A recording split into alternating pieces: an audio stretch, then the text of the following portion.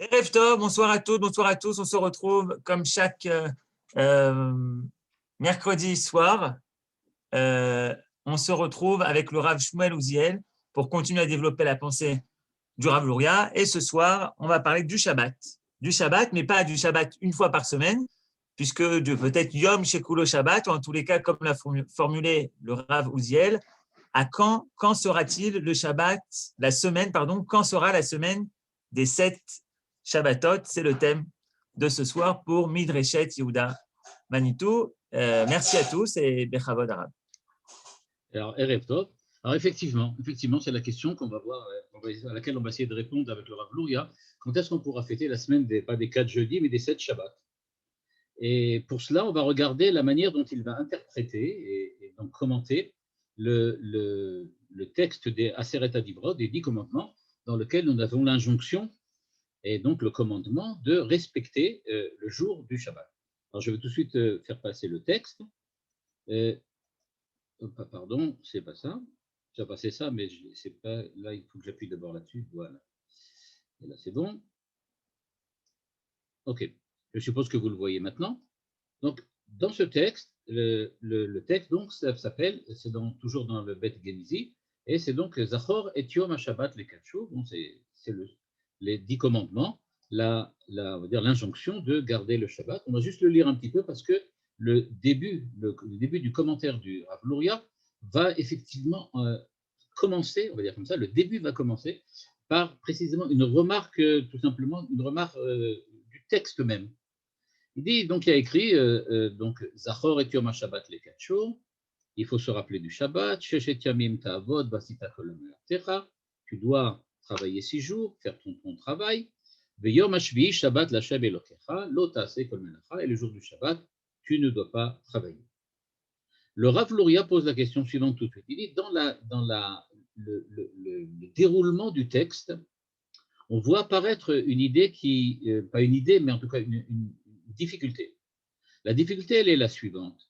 On nous dit, Zachor et Yom HaShabbat les 4 jours, première injonction, vous devez vous souvenir du jour du Shabbat pour le sanctifier. Donc il y a une notion de souvenir et une notion de sanctification. Ensuite, on abandonne le Shabbat et on repasse à autre chose. Vous allez travailler 6 jours et durant ces 6 jours-là, vous allez faire votre travail, ce que vous aurez à accomplir. Et puis on revient au Shabbat. Yom HaShvi, Shabbat Lashem Elokecha, Lo Ta'aseh Kol Melacha. Et donc le Rav Luria se demande pourquoi passe-t-on du Shabbat, Zachor et Yom HaShabbat les 4 jours, au verset 8, pour ensuite parler de la semaine au verset 9 et revenir au Shabbat au verset 10. On a l'impression comme si il y a une espèce de mouvement comme ça, un déroulement un peu spécial. Et pour ça, le Rav Luria nous dit que ce n'est pas un hasard, ce n'est pas du tout un hasard. En fait, on peut déjà remarquer que la Torah commence par nous dire de garder Shabbat avant même de nous dire qu'il faut travailler, avant même de nous dire que le Shabbat vient terminer la semaine ou vient contribuer à l'apothéose hebdomadaire. Il ne s'agit pas de l'apothéose hebdomadaire, mais il s'agit dès le départ de sanctifier le Shabbat avant même qu'il y ait déjà des jours de semaine. C'est-à-dire, nous dit le Rav Luria, que la Torah, au moment des 10 commandements, nous remet dans la situation de Adam Arishon, le premier homme, quand il a été créé. Parce que, d'après les commentaires midrashiques, quand Adam Arishon a été créé, il a été créé le vendredi, juste avant l'entrée du Shabbat. Ce qui veut dire que Adam, le premier homme, n'a jamais connu de semaine avant Shabbat. Il ne connaissait la semaine que comme le suivi du Shabbat, mais pas comme quelque chose qui vient, on va dire comme ça, le Shabbat comme concluant la semaine. Et donc, nous dit le Rav Luria, en fait, quand on vient et qu'on nous dit, vous allez garder le Shabbat, vous allez travailler, vous allez garder le Shabbat, c'est bien pour nous indiquer l'ordre qu'il y avait à l'époque de Adam Arishon. Et donc, ça a commencé d'abord par un Shabbat, avant même qu'il y ait des jours de semaine.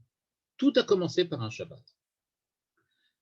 Après cette remarque, donc, qui nous dit et nous indique que le Shabbat peut très bien ne pas être vu comme la finalité de la semaine, mais plutôt comme le principe fondateur de la semaine, puisqu'on commence par un Shabbat avant même d'avoir commencé la semaine. Eh bien, puisqu'on peut le voir de cette manière-là, ça va soulever une difficulté encore beaucoup plus grande. La difficulté devant laquelle on va devoir se trouver est la suivante. Si le Shabbat n'est pas la conclusion de la semaine, alors à quoi consiste le repos de Dieu auquel on doit en fait se référer? On va se référer au repos de Dieu. On comprend, le repos de Dieu intervient après la création. Dieu a créé, il s'est arrêté, et puis maintenant, il est entré dans le Shabbat. De la même manière, nous devons travailler, nous devons agir, nous devons être des êtres qui sont présents au monde, et cette présence au monde nous fait arriver, elle aussi, à une espèce d'apothéose, de conclusion, qui s'appelle le Shabbat. Mais si on admet qu'il y a un Shabbat avant même qu'il y ait de la semaine, ça voudrait donc dire qu'il y a un repos avant le travail. C'est sympa, mais qu'est-ce que ça veut dire? Qu'est-ce que c'est qu'un repos qui est un repos quand on n'a pas travaillé? Bon, ça peut être par exemple le confinement. C'est style de repos quand on ne travaille pas. Mais en dehors de ça, qu'est-ce que ça veut dire ici? Le Rav Luria nous dit, en fait, le premier Shabbat, je lis à la ligne 12, Shabbat Rishona, là où c'est écrit Rav, s'il vous plaît, est-ce que vous pouvez agrandir? On nous demande si vous pouvez agrandir le texte encore. Oui, absolument, pardon. Je vous dis si ça va, si ça c'est grand maintenant. Voilà, très bien, Toda. Voilà. Là, je suis donc à la ligne 12 qui est en jaune. Donc, Shabbat Rishona, Ba'a Betorat Matana. Regardez bien. Il ne s'agit pas d'un repos après un ouvrage, il s'agit d'un don, d'une donation. Le premier Shabbat est une donation chez Mechina et Adam Limeachol afin de préparer l'homme à la semaine, au jour de la semaine. Et après que l'homme accomplisse la mitzvah de Ta'avod, Bekiyum Torah mitzvot, à ce moment-là, il y a un Shabbat, un second Shabbat, Shabbat Lashem Elokecha. C'est-à-dire, il faut lire le verset des 10 commandements de la manière suivante. Dieu te donne un Shabbat sous forme de don et de donation. Ensuite, tu vas faire quelque chose, tu vas travailler, tu vas œuvrer. Une fois que tu auras œuvré et que tu auras travaillé, à ce moment-là, il y a un autre Shabbat qui intervient, mais qui est différent que du premier Shabbat. Le premier était un don, celui-là est plutôt quelque chose comme une récompense, comme un salaire, comme quelque chose, comme une rétribution. Et donc, nous dit le Rav Luria, il y a donc une semaine, ce n'est pas véritablement des jours de fête, des jours de semaine qui se terminent par un Shabbat, mais ça commence par une donation, ça devient un ouvrage, puis ça se termine par une rétribution. Donation, ouvrage, rétribution. Nous dit le Rav Luria en bleu, à la ligne 13, Shabbat Rishona lo ne'emar ba Lashem. Quand on reprend les versets, on va les regarder maintenant, on voit qu'il y a écrit Zachor et Yom HaShabbat lekadsho. Ici, quand on dit souviens-toi du jour du Shabbat, ce n'est pas le Shabbat de Dieu, c'est le Shabbat. Ensuite, verset 9, tu vas travailler 6 jours et tu feras ton ouvrage. Ensuite, verset 10, Yom HaShevi'i Shabbat Lashem Elokecha. Et donc, alors, on peut dire de cette manière-là, maintenant les versets, il y a donc un don pour du premier Shabbat. Ce don du premier Shabbat, il est pour l'homme. Il y a ensuite l'ouvrage qui intervient ensuite. Et enfin, il y a le Shabbat dans lequel c'est Dieu qui reçoit le Shabbat de l'homme. Nous recevons en tant qu'homme le premier Shabbat, et en tant qu'homme, nous offrons un deuxième Shabbat à Dieu. Donc, nous dit le Rav Luria, Shabbat Rishona, ligne 13, Lo ne'emar ba Lashem, c'est pas pour Dieu. Kihi Shabbat bishvil Adam. C'est quelque chose qui a été offert à l'homme pour que Yit'ale al yada, pour qu'il puisse s'élever grâce à lui. Aval yom hashevi'i sheba'achar sheshet yomei avoda. Mais quand on passe au deuxième Shabbat, qui intervient après les 6 jours, où l'homme a œuvré, il est de Madrega Eliona Shel Shabbat Lashem Elokecha. C'est un Shabbat qui est digne d'être offert à Dieu parce qu'effectivement, c'est un Shabbat, on va dire comme ça, exceptionnel, avec une valeur supplémentaire par rapport à la valeur du premier Shabbat. Donc, ce que l'on voit d'après l'enseignement du Rav Luria, c'est qu'il faut bien comprendre que le Shabbat, premièrement, avant même de continuer et de voir après ça le rapprochement avec l'année de la Shemitah, avec l'année de Jachem, de comprendre quelle est l'idée qui se dissimule derrière l'enseignement du Rav Luria.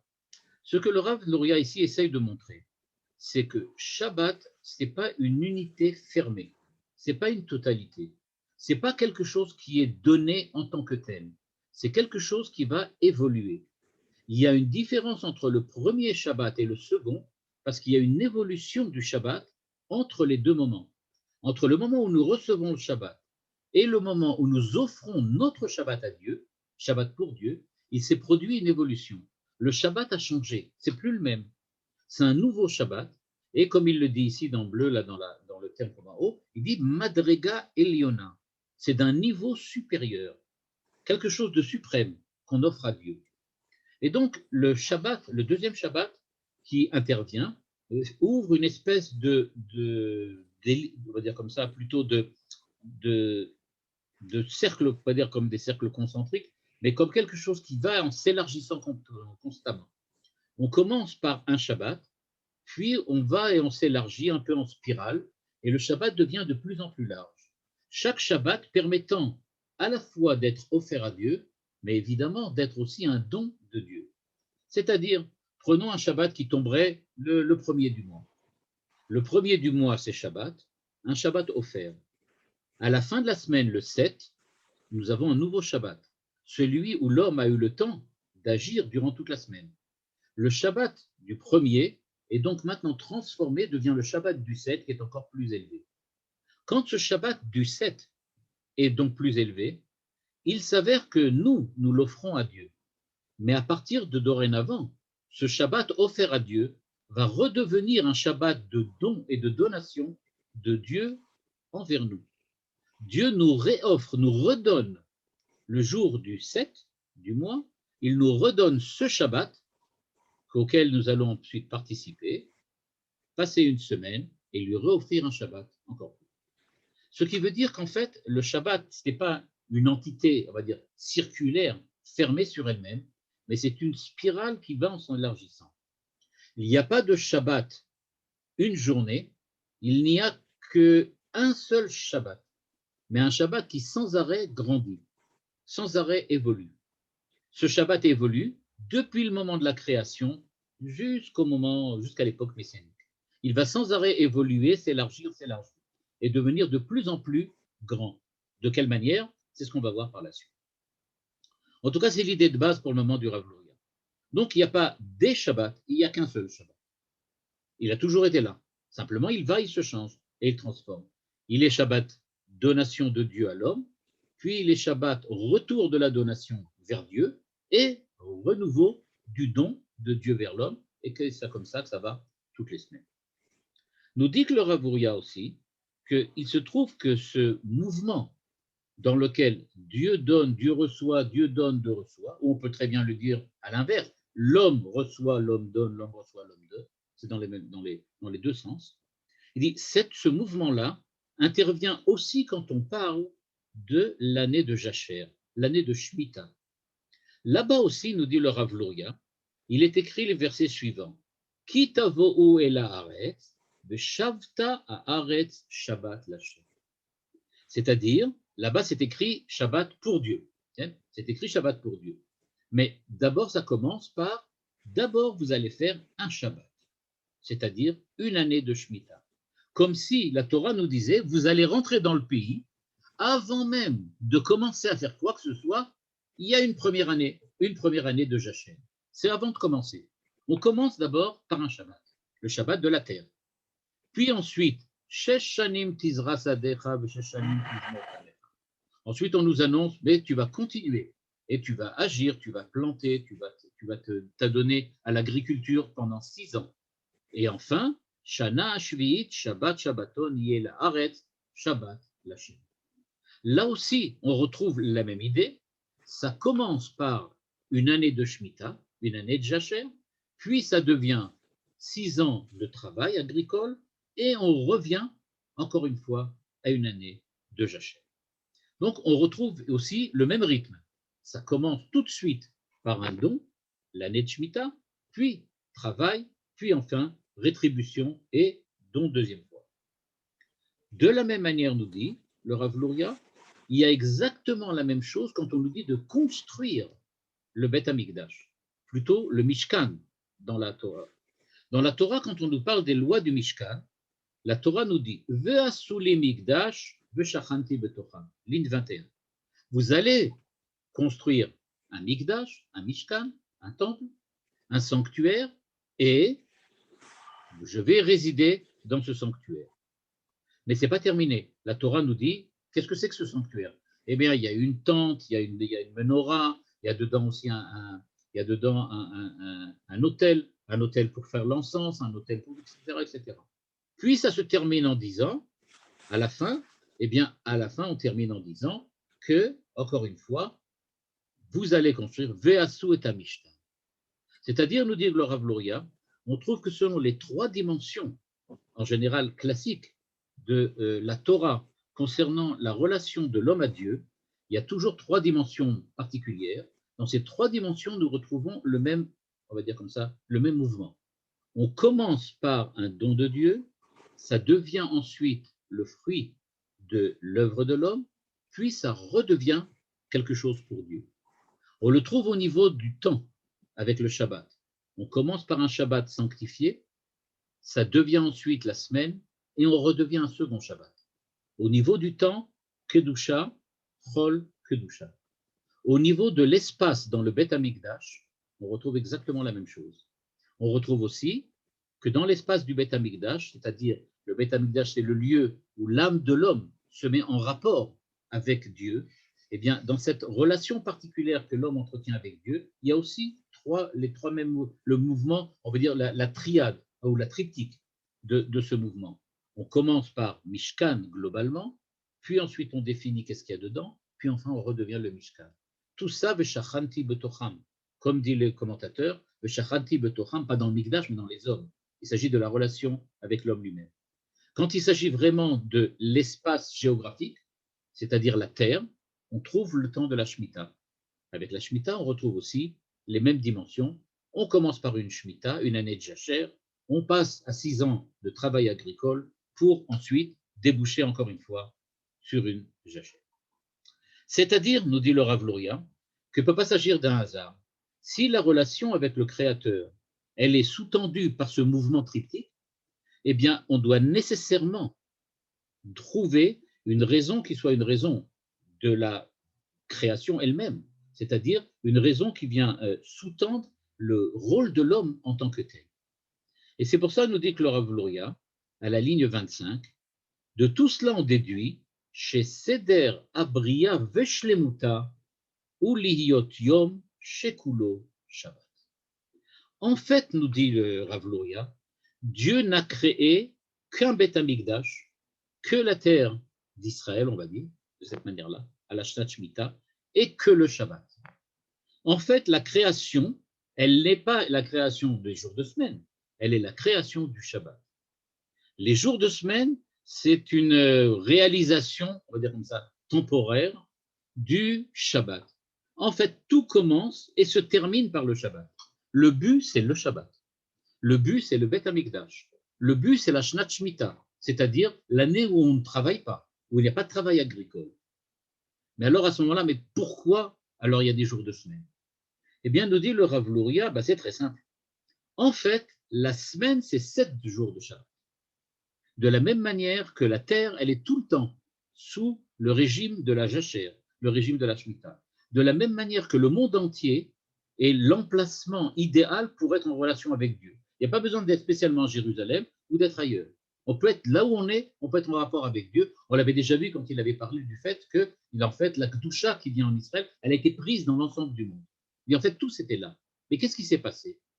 Il s'est passé, dès le Rav Luria, qu'il y avait la faute d'Adam Arishon. Ce qu'il s'est passé, c'est que en fait, Dieu voulait donner à Adam Arishon, au premier homme, le jour de la création. Il voulait lui donner la vie, l'existence, telle que lui, Dieu, la voyait. Qu'est-ce que c'est que l'existence pour Dieu? Eh bien, l'existence de l'homme aux yeux de Dieu, c'est l'existence d'un homme parfait, dans un jour parfait, en un lieu parfait. Et donc, il a été créé Shabbat, directement dans le Gan Eden, d'après certains commentateurs, c'est Eretz Israël. Et en fait, le Gan Eden dans Eretz Israël, il est en fait comme le Beth Amikdash dans Eretz Israël. Dans une année permanente de Shemitah, parce qu'en fait, le Ovda ou le Shomra que Dieu va donner ensuite à Adam Arishon, on va voir que ça peut très bien être interprété dans le sens de l'ishmor, c'est-à-dire tu dois travailler à la garder, pas travailler pour en faire quelque chose. Son seul travail sera de la garder, le Ovda ou le Shomra, c'est-à-dire ton travail, ton ouvrage va être de la garder, tu n'as rien d'autre à faire que cela. Et donc, ce que Dieu voulait, en fait, c'est apporter à l'homme une espèce de silence, on va dire de cette manière-là, une espèce de silence. Il n'y a rien besoin de faire. Tu as seulement besoin d'exister et d'être conscient de l'existence que tu as face au Créateur. Donc, il dit, s'il n'y avait pas eu la faute d'Adam Arishon, eh bien, nous en serions au même point. Nous serions en permanence à vivre dans le Beth Amikdash permanent qui était le Gan Eden, en Eretz Israël, en vivant un long et permanent Shabbat. C'était ça qui était prévu. Mais ce qui s'est passé, c'est que Adam Arishon a fauté. Nous dit le Rav Nouria, en utilisant un terme kabbalistique qui est un terme spécifique au Harizal, il dit Naflu nitzotzot akedoshim. Ce qui veut dire la faute de Adam Arishon était une faute très très particulière. C'était une faute durant laquelle l'homme a créé une nouvelle, on va dire comme ça, une nouvelle forme au monde, une nouvelle forme à la création. Cette nouvelle forme, elle est qu'au lieu que les choses soient en général et globalement unifiées, unifiées le Shabbat, unifiées dans le Beth Amikdash, unifiées à l'intérieur d'Eretz Israël.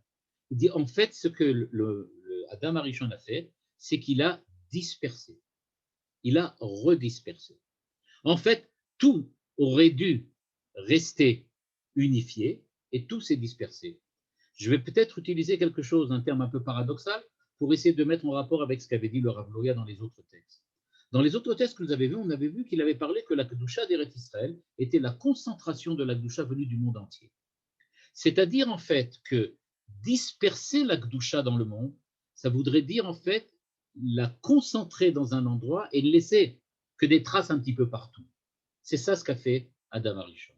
Adam Arishon a dispersé, c'est-à-dire qu'il a pris globalement, en gros, tout pour les concentrer en un point, mais à ce moment-là, il ne reste plus rien nulle part ailleurs, il reste une petite trace de ce qu'il y avait avant. C'est ce qu'il appelle nitzotzot, des étincelles. Avant, tout était éclairé, et maintenant, en fait, plus rien n'est éclairé vraiment, tout est seulement, on va dire comme ça, concentré dans un endroit, comme il nous avait expliqué la semaine dernière, ou il y a 2 semaines, donc il nous avait expliqué qu'en fait, il y a un endroit où il y a une lumière très très forte, et puis le reste, c'est à peine si on voit ce qui se passe. Donc nous dit le Rav Louria, il va falloir maintenant, en fait, recommencer à tout, on va dire comme ça, à tout réordonner, et il va falloir tout réordonner pour ramener donc la lumière, ce qu'il appelle donc la lumière, les étincelles, à être réunifiées avec la lumière en tant que telle.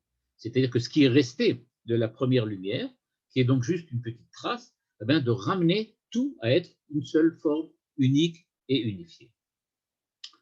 Et donc, on arrive au point qui va maintenant, pour nous, être un peu différent de ce qu'on a l'habitude. Je lis à la ligne 28 maintenant.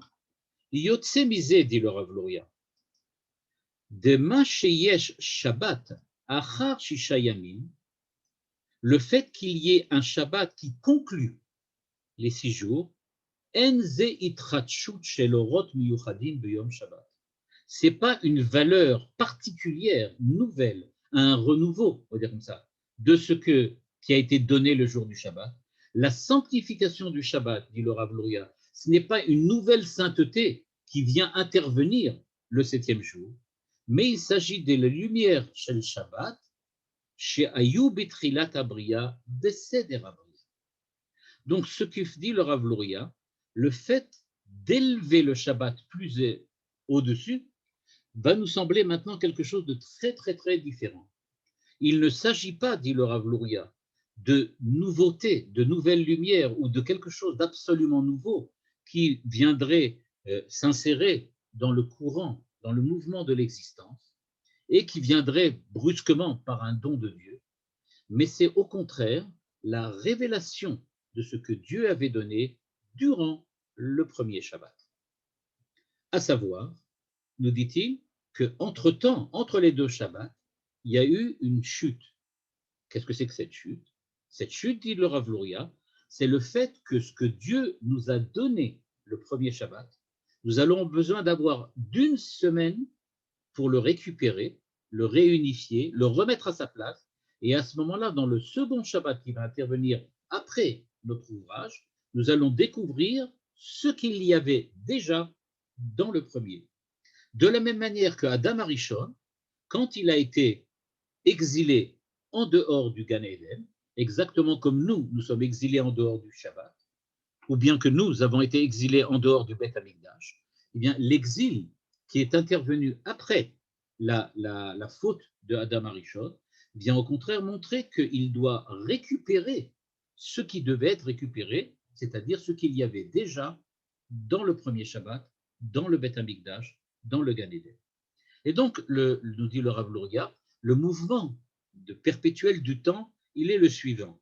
Et c'est là où ça devient un petit peu étonnant. Il nous dit en fait, nous recevons chaque Shabbat de Dieu le Shabbat que nous lui offrons. Pourquoi? Parce que nous lui offrons rien de nouveau. Le Shabbat que nous lui offrons après une semaine de labeur, c'est tout simplement le Shabbat que nous avons reçu de lui l'avant le labeur de la semaine. Et donc, il n'y a pas vraiment quelque chose de nouveau. C'est toujours Dieu qui nous donne et nous qui redécouvrons. Mais à partir du moment où nous redécouvrons ce premier Shabbat, nous sommes déjà à un niveau supérieur de reconnaissance. On est capable de découvrir maintenant des choses que jusqu'à présent, on n'avait jamais vues. On les voit dans l'optique du premier Shabbat. Et donc, tout l'ouvrage de l'homme, c'est d'essayer de récupérer le premier Shabbat que Adam Arishon a vécu quand il était dans le Gan Eden, ou qu'il aurait dû vivre, puisqu'il a fauté entre-temps. Et donc, ce qu'on essaye de faire dans le Shabbat, c'est de récupérer le Shabbat de Dieu. Mais évidemment, maintenant, étant donné qu'on est dans une situation dans laquelle on est exilé, dans laquelle on est dispersé, il va falloir chaque Shabbat essayer de remonter petit à petit le niveau jusqu'au moment où on pourra arriver à un point dans lequel on sera revenu chez nous. Mais où sera-t-on quand on sera revenu chez nous? Eh bien, on sera dans le monde, là où on est. D'une certaine manière, dit le Rav Luria, on est là, on est dans le monde, mais on n'est pas conscient de là où on est. On n'est pas conscient de la place, du lieu, de l'espace dans lequel on évolue. On n'est pas non plus tout à fait conscient du temps dans lequel nous sommes. Pour nous, le temps, c'est le temps de la semaine, le temps de l'ouvrage. Or, nous dit le Rav Luria, le temps de l'ouvrage, le temps de la semaine, c'est une illusion. C'est une erreur d'optique. Il s'agit d'une illusion d'optique, une erreur. Alors, quel temps nous vivons? Tu vis le Shabbat. Tu vis le Shabbat. En fait, tu devrais être tout le temps que dans le Shabbat. S'il y a des jours de semaine, c'est qu'en fait, le Shabbat n'est pas revenu au niveau de ce qu'il aurait dû être, c'est-à-dire le Shabbat qui a été offert à Adam Arishon le premier jour de sa création et qui était un Shabbat permanent. Nous sommes un petit peu comme ces hommes qui recherchent des étincelles perdues un petit peu partout parce que nous voyons que des étincelles. Mais en fait, dit le Rav Luria, il n'y a pas que des étincelles. Il y a véritablement de la lumière partout. Mais nous ne voyons que des étincelles.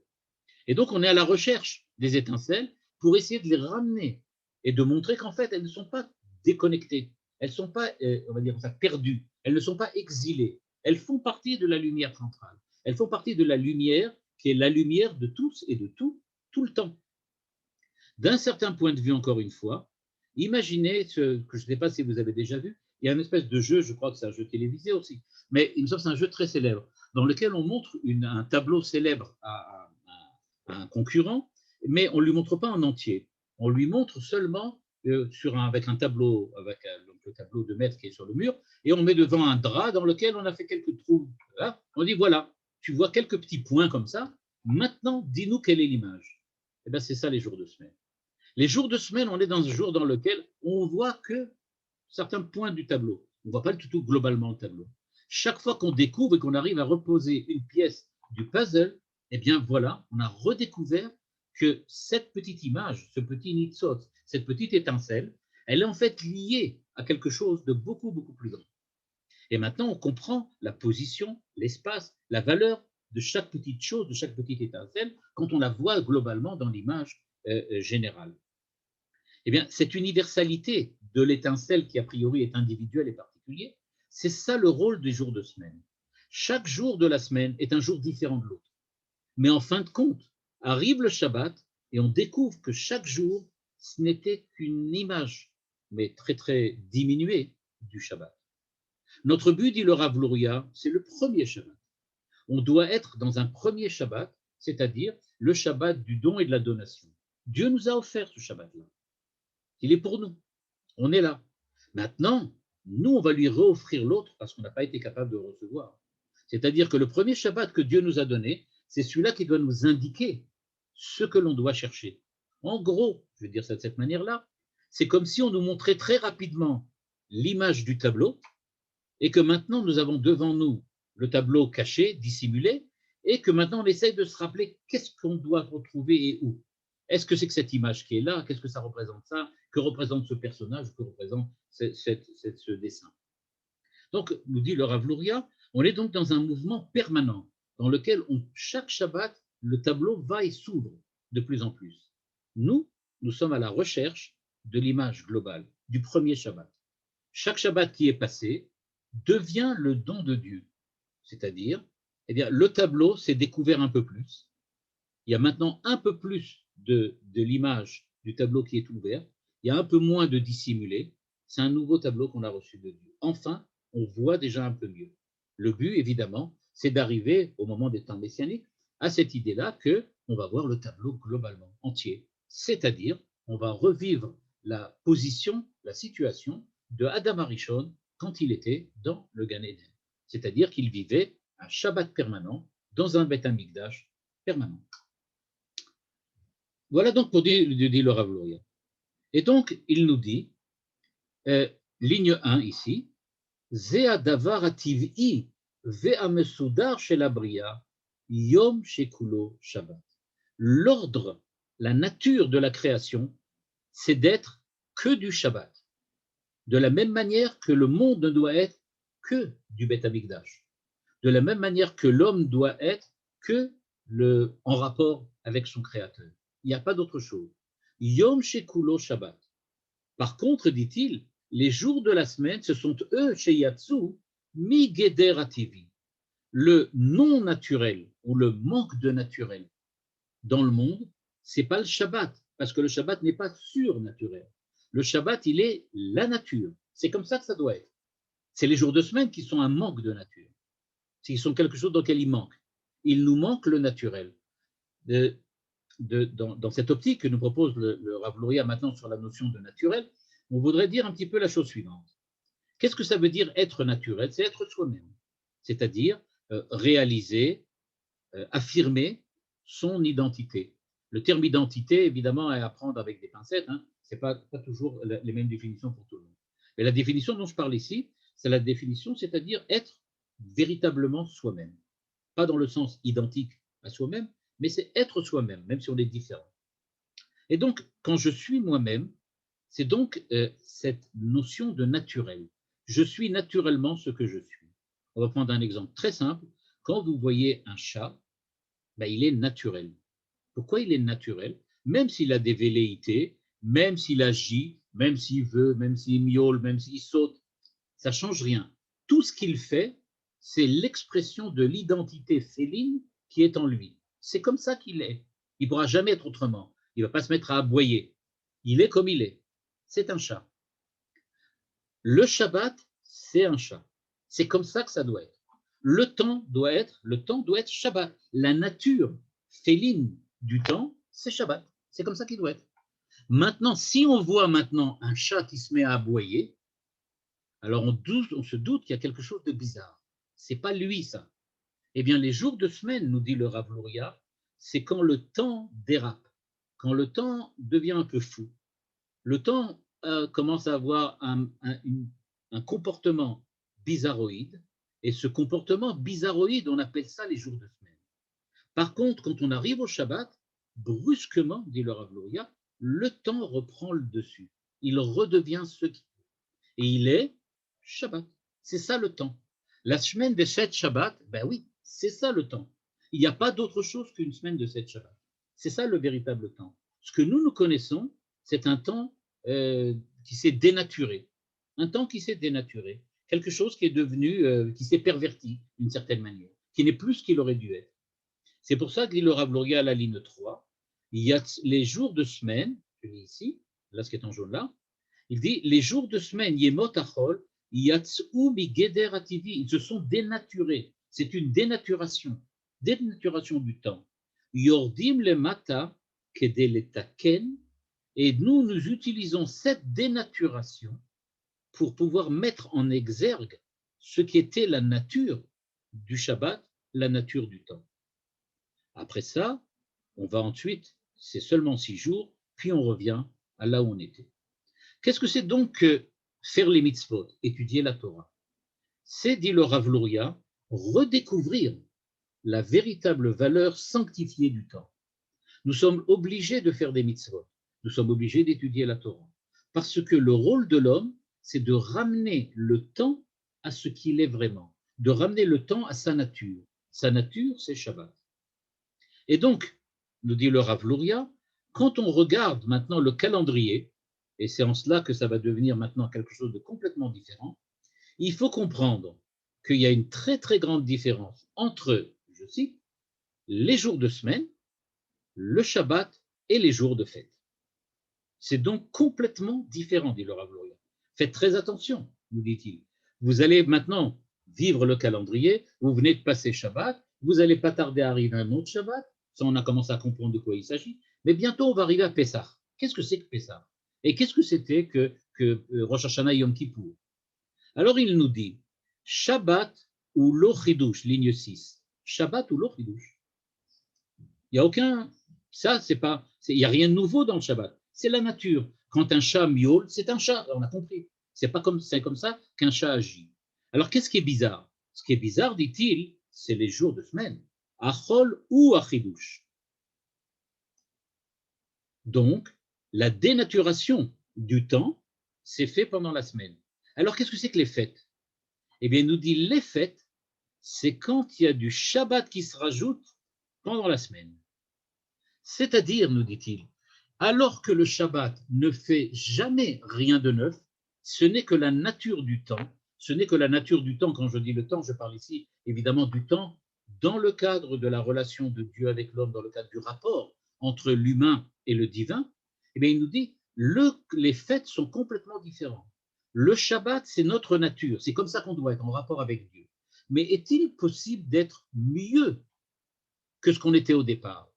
Les fêtes sont là justement pour amener une dimension nouvelle de sanctification du temps qui n'existait pas au moment du premier Shabbat. Comme si le premier Shabbat laissait la place encore à une évolution ultérieure. Cette évolution ultérieure, c'est les jours de fête. Et donc, il nous dit, il faut faire très très attention. Le Shabbat n'apporte rien de nouveau. C'est le retour à ce qu'on était toujours. C'est le retour de l'expression de l'identité. C'est la réaffirmation de soi. Le jour de semaine, c'est quand on n'est pas soi-même. On a bu un peu trop, on ne se comporte pas de manière normale.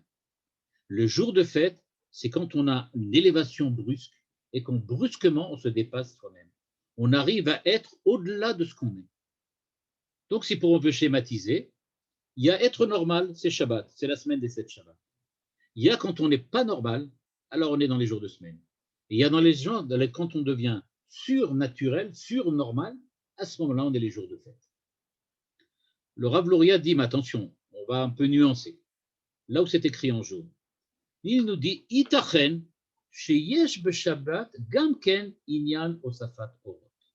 Il dit, c'est vrai, mais ça le gêne un petit peu le Rav Luria de dire une chose pareille, parce que ça voudrait dire en fait que les fêtes sont plus importantes que le Shabbat. Ça, c'est pas tellement courant. D'habitude, on dit toujours que le Shabbat est plus important que les fêtes, parce que le Shabbat a été fixé par Dieu lui-même, il est depuis le début de la création, c'est un moment qui est exceptionnel.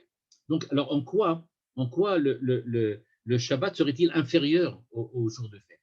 La réponse du Rav Luria, c'est que non, le Shabbat aussi, c'est possible, dit-il. Itachen, c'est possible. Que là aussi, il y ait quelque chose de nouveau. Lo, il dit, l'orak mashu kviut shehu atarea Torah amra zachor lekadsho bedvarim. Mashma sheyesh sham shacha nosefet shenimshechet al yadenu bekol Shabbat shehu ke'en amo adim. On doit sanctifier le Shabbat. Mais comment fait-on pour sanctifier quelque chose qui a toujours été là? Comment fait-on sanctifier pour quelque chose qu'on a toujours reçu? Comment fait-on pour dire qu'on rajoute de la Kedusha dans un jour dans lequel précisément on a tout reçu déjà dès le départ au moment où Dieu a créé l'homme? La réponse du Rav Luria dit, il se trouve qu'on peut sanctifier le Shabbat, c'est-à-dire y rajouter quelque chose, faire un renouveau dans ce qui n'a jamais été nouveau.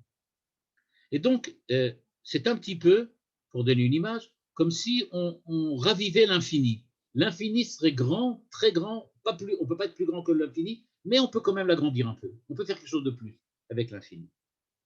Et donc, il nous dit, si on veut comprendre maintenant, puisque c'est ça le but de son enseignement, alors quel était le sens Zachor et Yom HaShabbat les 4 jours? On doit se souvenir du Shabbat pour le sanctifier. On se rend bien compte que c'est un terme, une expression bizarre. Se souvenir en arrière, dans le passé, ce qui a toujours été. Là, on a compris, il nous a expliqué ça maintenant. Il nous a dit se rappeler du Shabbat, c'est-à-dire se rappeler du Shabbat parfait qui était du temps d'Adam Arishon. Ok, on s'en rappelle. Mais qu'est-ce que ça veut dire pour le sanctifier? On ne peut pas le sanctifier puisqu'on s'en rappelle. Réponse du Rav Luria. Zachor et Shabbat le Katsho, chez Ametziut Vaseder shel Abria. On doit se souvenir du jour du Shabbat qui est selon l'ordre et la nature de la création. Yom Shekulo Shabbat, et là, Shekede letaken mashe nafal, tzrichim, sheshet yomei hamalacha. Ubayom hashvi tishbot, chazara le makom hakibud. Il y a donc besoin de se souvenir pour recommencer plus haut, d'un certain point de vue. Alors, je vais essayer d'expliquer ça. Ici, il ne dit pas plus que ça. Il s'arrête là pour le moment. La suite, on verra que c'est un petit peu différent. Que veut dire ici le Rav Luria? Le Rav Luria semble nous indiquer la chose suivante. Le fait que nous redécouvrions quelque chose, c'est peut-être mieux que quelque chose qu'on n'a jamais oublié. Il y a quelque chose dans la redécouverte qui peut peut-être donner à la chose elle-même un surplus, quelque chose en plus. À savoir, nous nous souvenons du Shabbat, c'est-à-dire que nous actualisons au présent quelque chose qui était quelquefois par le passé, qui était il y a longtemps, quelque chose dont on a déjà un petit peu perdu la présence. Le passé, ça représente un présent qui n'est plus devant nous, qui n'est plus là. Mais pour le réaliser en tant que présent, on utilise la mémoire, le souvenir. Le souvenir, très trivialement, c'est de ramener au présent ce qui n'est pas là, ce qui n'est plus là, ce qui était déjà passé. Donc, je me souviens, c'est-à-dire que maintenant, je revis ce qui était dans le passé au présent, avec une petite différence, que ce qui est dans le passé ne sera plus jamais dans le présent. Et donc, ce que je revis au présent, ce n'est pas le passé, c'est un nouveau passé à l'image du présent. C'est plus le même passé, c'est un passé qui a pris une nouvelle dimension, un passé qui est devenu présent, un passé qui est maintenant aussi différent de ce qu'il était. Je vais dire de cette manière-là, j'espère que ça sera plus clair. Le passé était un jour présent, mais quand il devient présent, alors c'est certainement plus un passé. Et donc, ce que nous découvrons grâce à la mémoire, grâce au souvenir, c'est la possibilité de rendre un passé différent de ce qu'il était dans le passé. Un jour, il était présent, il y a très longtemps, cette présence qu'il avait au monde dans le passé, il y a très longtemps, le fait que j'ai vécu un événement, par exemple, on va dire, nous avons vécu la sortie d'Égypte. Alors, nous nous souvenons de la sortie d'Égypte. Il est bien clair que le souvenir de la sortie d'Égypte aujourd'hui nous met en présence d'une sortie d'Égypte différente de celle qui était dans le passé. C'est plus la même si je m'en souviens. Elle devient une espèce de tremplin, de prétexte à partir duquel je crée un présent différent.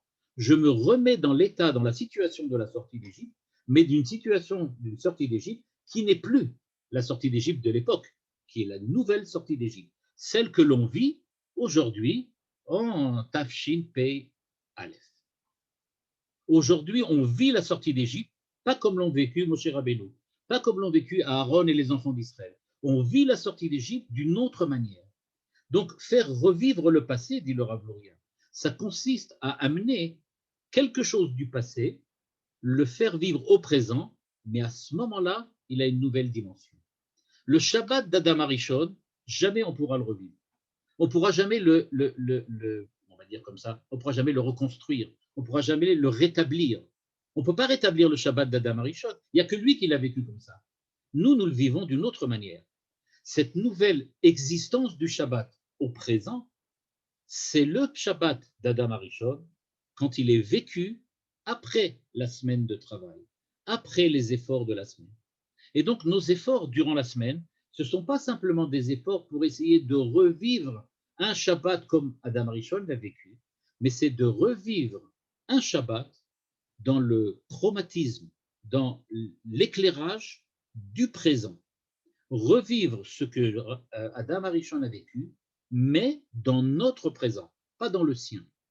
C'est pour ça qu'on écrit Zachor et Yom HaShabbat.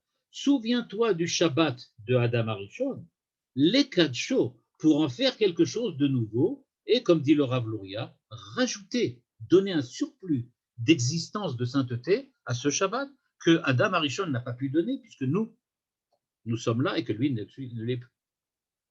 Et donc, nous dit le Rav Luria, où se situe donc le Kadsho? C'est grâce à tout ce que nous avons fait durant la semaine. Nous sanctifions le Shabbat, c'est-à-dire que nous lui ajoutons quelque chose, et d'un certain point de vue, il s'agit d'une reconnaissance. On avait déjà parlé de ça. Il s'agit de naître. Le Shabbat va naître, connaissance, il va renaître avec nous. Nous allons renaître avec lui. Nous sommes différents, le Shabbat est différent. En fait, c'est une double naissance. La naissance d'un nouveau Shabbat à côté de la naissance ou parallèlement à la naissance d'un nouvel homme. Nous sommes plus Adam Arishon. Le Shabbat, c'est plus celui d'Adam Arishon. C'est le Shabbat d'Adam Arishon qui a ressuscité, mais d'une autre manière, à une autre époque, d'une autre façon. Et donc, nous dit le Rav Luria, c'est ça le rythme de la vie et de l'existence, c'est ça le rythme du calendrier, c'est ça Shabbat, semaine, Shabbat. Chaque Shabbat qui est passé va nous servir de tremplin pour arriver vers un nouveau Shabbat, vers une renaissance, vers une reconnaissance. Eh bien ça arrivera grâce à la semaine qui est passée. Donc, nous présente le Rav Luria cette idée que les jours de la semaine, effectivement, c'est une erreur. On ne doit vivre en fait que des Shabbatot. Quand on voit la semaine passer,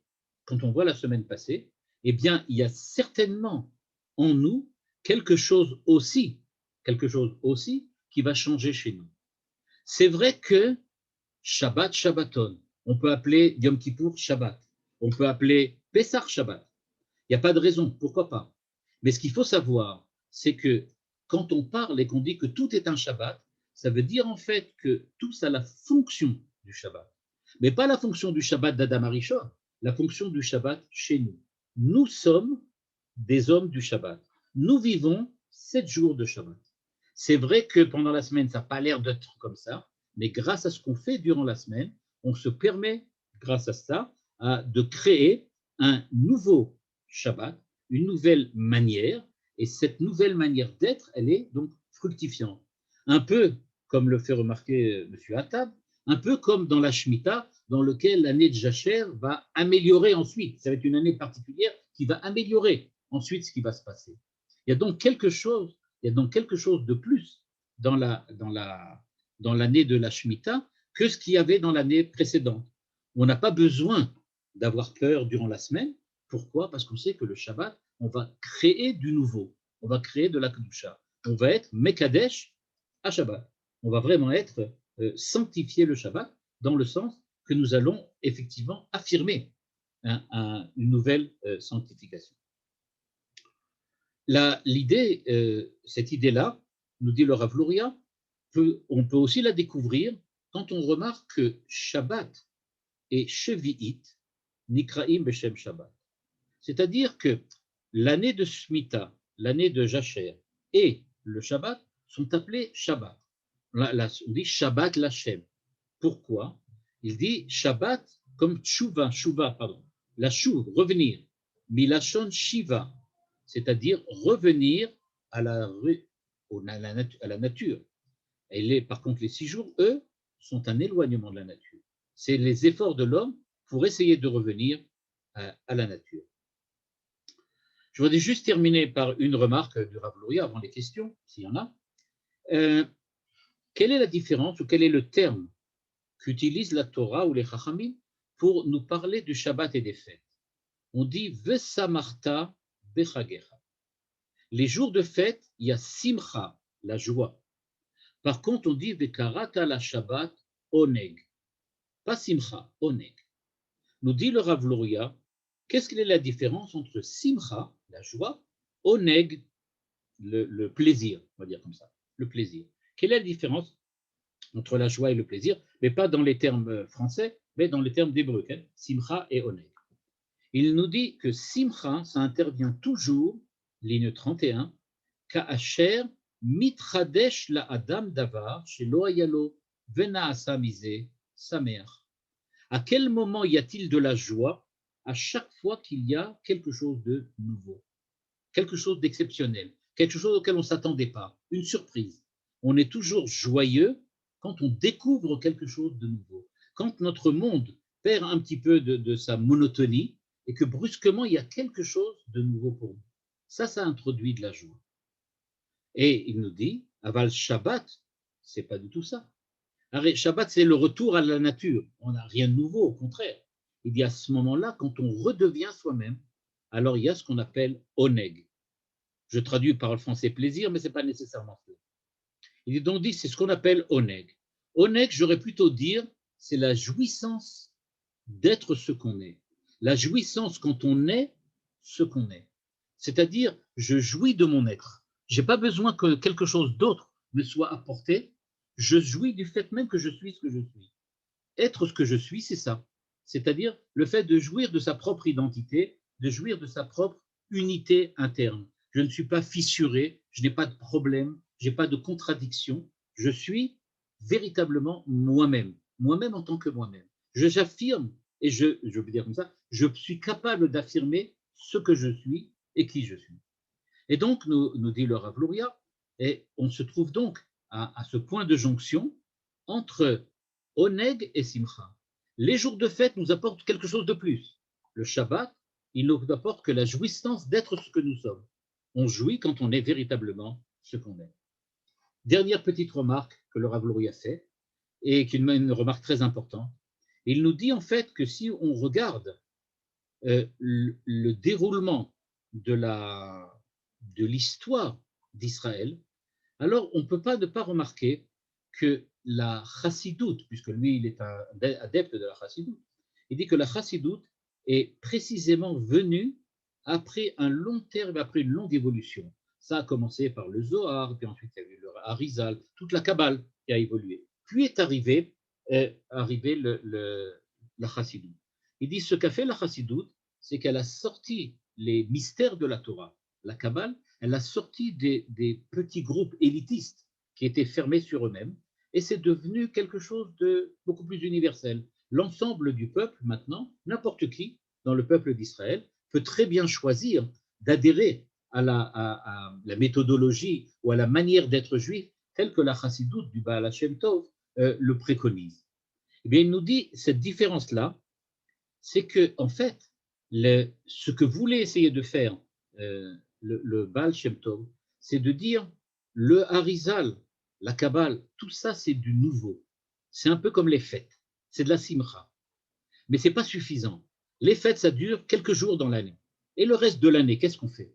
Quand on n'est pas joyeux, je ne peux pas être joyeux tout le temps. On peut pas, à moins qu'on soit fou. Mais si À moins, comment c'est possible? Comment peut-on être joyeux tout le temps?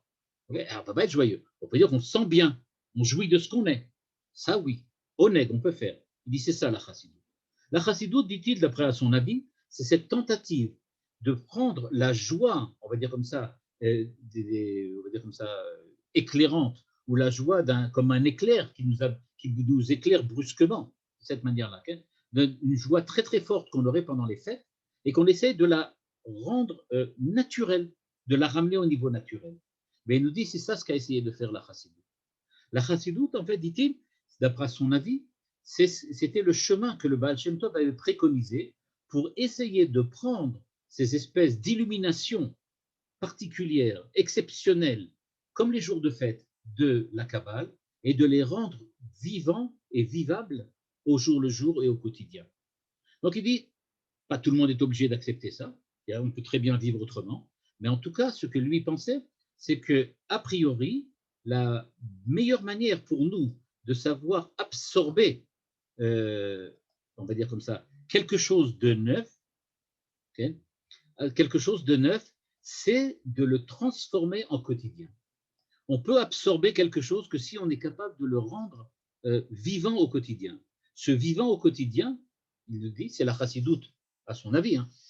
Chacun peut choisir ce qu'il veut, mais surtout, ce qu'il veut dire, c'est qu'il faut revenir au Shabbat, revenir au quotidien, c'est-à-dire il faut revenir, comme je disais, pas la semaine des 4 jeudis, mais la semaine des 7 Shabbats, parce qu'en fait, c'est ça le rôle de l'homme depuis la faute d'Adam Arishon. Voilà, je m'arrête là. Bon, je n'ai pas tout expliqué ce qu'il y avait dans le texte, mais bon, voilà, je sens que ça suffit pour avoir une idée, en tout cas, du Shabbat tel que le Rav Luria le conçoit. Si vous avez maintenant des questions, eh bien, à votre disposition. Toda Rabba Rav Uziel, vous nous avez fait vraiment la transition, puisqu'on a un cours dans quelques minutes sur le Gaon de Vilna, entre Mitnagdim et Chassidim. Vous avez commencé à parler de la Chassidoute, mais le moment est venu aux questions, chers amis. C'est le moment d'ouvrir vos micros et d'intervenir. Moi, je voudrais, Rav Uziel, je voudrais vous poser une petite question bête. Qu'en est-il de cette notion, quand on actualise 2 Shabbats, quand on est chômeur de Shabbat, on arrive déjà à quelque chose de très beau, enfin, la Hatid Lavo. C'est quoi, oui. d'où vient le Rav Luria, cette il en notion? parle dans ce texte. J'ai sauté le petit paragraphe dans lequel il en parle. Il en parle au début. Et quand il en parle, il dit la chose suivante. Il dit on doit faire 2 Shabbats. Il dit en fait, ce n'est pas qu'on doit en faire 2, on doit en faire qu'un. Il a dit mais il faut en garder 2. Le premier parce qu'on l'a reçu et le second parce qu'on a été capable de récupérer le premier. Donc il dit c'est ça les 2 Shabbats. En fait, il n'en faut qu'un. Il dit c'est pour ça que la Gemara dit qu'il y a 2 Shabbats. Il y en a qui disent non, il suffit un seul. Alors, il dit ça dépend comment tu regardes. 2 si tu considères le premier qui a été donné et 1 si tu considères celui qu'on a acquis. C'est comme ça qu'il interprète la Gemara.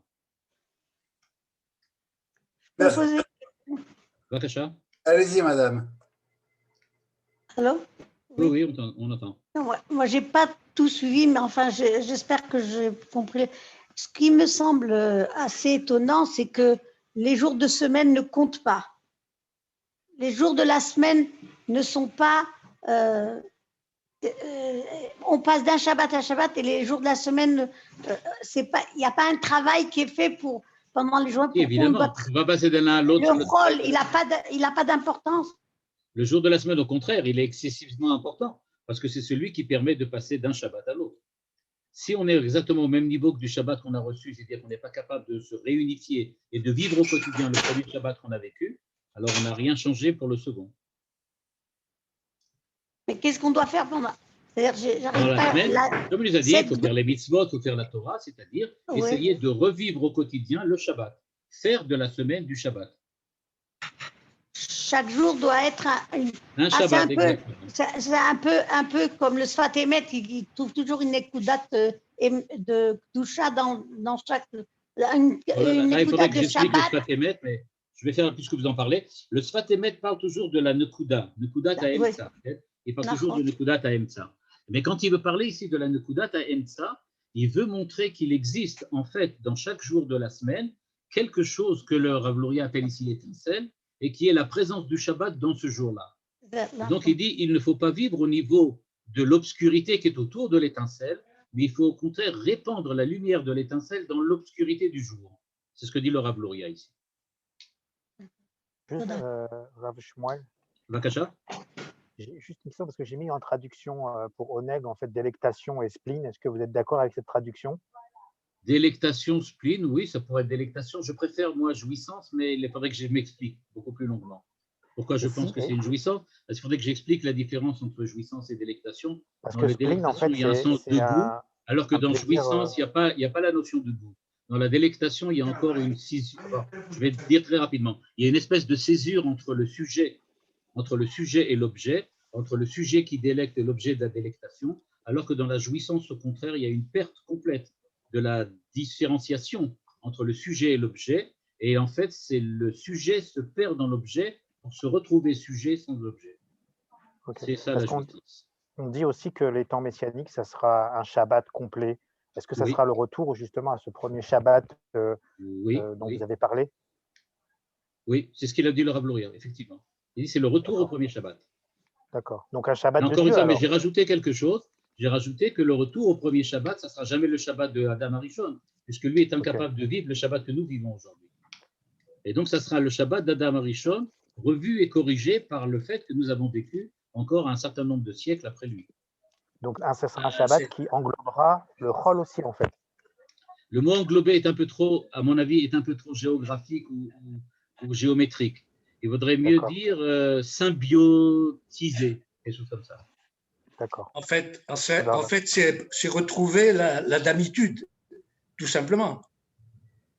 Oui, mais là, vous allez entendre parler du Gaon de Bina dans le prochain cours. Je ne sais pas s'il va en parler. Le Gaon de Bina a un enseignement exceptionnel dont on ne peut pas parler maintenant, puisque ce n'est pas le cas, mais il a un enseignement exceptionnel dans lequel il dit que la Torah a 3 niveaux. Un niveau, évidemment, c'est la Torah telle que l'on connaît, c'est la Torah de Moshe, mais il dit qu'au-delà du niveau de la Torah de Moshe, il y a la Torah d'Adam Arishon qui est différente et plus élevée. Et donc, on va revenir à une autre Torah qui est d'Adam Arishon, mais je me permets de dire, bien que le Rav Luria ne le dise pas aussi clairement que je le dis moi, je me permettrai de dire qu'au-dessus de la Torah d'Adam Arishon, il y a la Torah d'Adam Arishon dans laquelle nous allons parvenir et qui est plus élevée que celle d'Adam Arishon telle qu'il l'avait eue. Par l'expérience, hein? Parce qu'on aura passé l'histoire. Vous pourriez… Pardon? Allez-y, monsieur. Mais pourriez-vous articuler ce que vous nous avez enseigné maintenant du Shabbat et la notion de Tikkun Olam? Ça, Tikkun Olam. On peut le dire de 2 manières. Je vais le dire de la manière chassidique, puisque le Rav Luria est un chassid, bien qu'il existe d'autres possibilités de le présenter. Le Tikkun Olam, on peut le voir d'un point de vue chassidique comme Tikkun HaElem. C'est pour ça que j'ai toujours présenté dans la Torah du Rav Luria ici, j'ai toujours présenté ça dans une optique de la relation humaine-divin. C'est-à-dire qu'il ne s'agit toujours pas d'une description ontologique de ce que c'est, mais de la manière dont nous vivons les choses. Et donc, Tikkun Olam, ça veut dire Tikkun HaElem, c'est-à-dire arranger, réarranger ce qui est dissimulé. Ce n'est pas quelque chose qu'il faut transformer, on va dire comme ça, dans sa propre matière, prendre le monde et en faire quelque chose d'autre, l'arranger, le réparer. Il ne s'agit pas de réparer le monde, mais il faut réparer l'homme. C'est l'homme qui doit se réparer à voir maintenant ce qui est dissimulé. Mais c'est là encore, c'est l'optique chassidique. Je suppose que certains commentateurs kabbalistiques ne seraient pas d'accord. Puis-je poser une question, s'il vous plaît? Bevakasha. Je n'ai pas très bien compris ce que vous appelez Oneg, redevenir soi-même, la jouissance, c'est qu'on est, être ce que je suis. Je ne sais pas, on n'est pas toujours très content d'être ce qu'on est. Alors pourquoi ça porte la jouissance? Le Rav Luria dirait que quand on n'est pas content de ce qu'on est, c'est qu'on ne l'est pas encore. On n'est jamais encore. C'est-à-dire que le symptôme… On est toujours en devenir. On est toujours en devenir. Et donc, à quel moment on sera vraiment content de soi-même? Quand on ne sera plus en devenir. C'est-à-dire, un peu comme dit le Maharal, et c'est un peu la position du Rav Luria, quand on n'aura plus rien à faire ici, c'est qu'on sera déjà quelque part en haut. Mais pourquoi on appelle ça Oneg? Parce que le Oneg, précisément, c'est quelqu'un qui est rentré dans cette jouissance qui est un processus, qui n'est pas quelque chose de donné. La jouissance, ce n'est pas « je jouis et j'arrête ». Mais non, la jouissance, c'est un processus, c'est quelque chose qui évolue aussi. Il y a une évolution dans la jouissance. C'est ça dont il veut parler. Il y a une évolution On est dans un processus de jouissance. La véritable jouissance au sens de l'arrêt de la jouissance, c'est quand il n'y a plus rien, quand on meurt. La notion de... Pardon, allez. Est-ce que ça vous satisfait? Pas tout à fait, parce que j'ai une autre aspect de voir le Oneg Shabbat. Où est la Simcha là-dedans? Où est la Simcha? Ah, vous avez... On n'est jamais très content de soi. Oui, c'est la Simcha. Non, mais la Simcha, c'est une joie. Après le Rav Luria, la Simcha, c'est quelque chose qui vient de l'extérieur. C'est quelque chose d'autre qui me rend joyeux. Ce n'est pas moi qui me rend joyeux moi-même. Si c'est moi qui me rend joyeux, alors je suis dans le cadre de la jouissance. C'est comme ça que le Rav Luria le présente. Encore une fois, j'ai traduit ça, jouissance avec Oneg. Bon, mais je suis d'accord qu'on pourrait peut-être traduire autrement. Je ne sais pas exactement si c'est le terme le mieux adapté. Et je ne suis pas non plus psychanalyste, donc je ne sais pas si... Et pourquoi ce serait la Chassidoute qui serait dans le Oneg et la Kabbalah qui serait dans la Simcha? C'est comme ça que le Rav Luria le présente. La logique. Ah, la logique, elle est logique chassidique, c'est-à-dire que c'est comme ça que la chassidoute se voit. Elle se voit comme une évolution positive par rapport à la Kabbalah. Bon. Le fait qu'elle soit capable d'être dans le quotidien. C'est quelque chose que la Kabbalah en fait était réservée à des cercles fermés de gens qui sont des gens d'élite, des gens qui sont des initiés, alors que la chassidoute n'est pas faite pour des initiés particulièrement. Donc ça s'adresse à l'homme globalement et pas simplement à des hommes d'exception. Merci, Toda. La notion de Neshama Yetera maintenant prend une deuxième dimension. C'est une autre Neshama, mais une autre Neshama avec quelque chose en plus. Oui, c'est-à-dire Neshama Yetera, ça serait dans ce cadre-là, on peut le lire de deux manières. Soit Neshama Yetera, elle est en plus par rapport à la semaine, soit Neshama Yetera, elle est en plus par rapport au Shabbat précédent. Elle est bonifiée. Voilà. Et à ce moment-là, c'est en rapport, la relation, ça peut être en rapport soit avec le Shabbat précédent, soit avec les jours de la semaine. On peut le voir de ces deux manières-là. Alors, ma question, c'est quoi la nature du Shabbat donné avant? On n'a rien fait, on est là, et puis quoi? Le Shabbat donné, c'est le fait, bon là, on va rentrer dans des notions qu'il faut un peu avoir. Bon, je vais rappeler un petit peu Heidegger, mais ça se retrouve un petit peu ailleurs aussi. Mais c'est le fait d'être jeté, dans l'existence. C'est ça le Shabbat donné.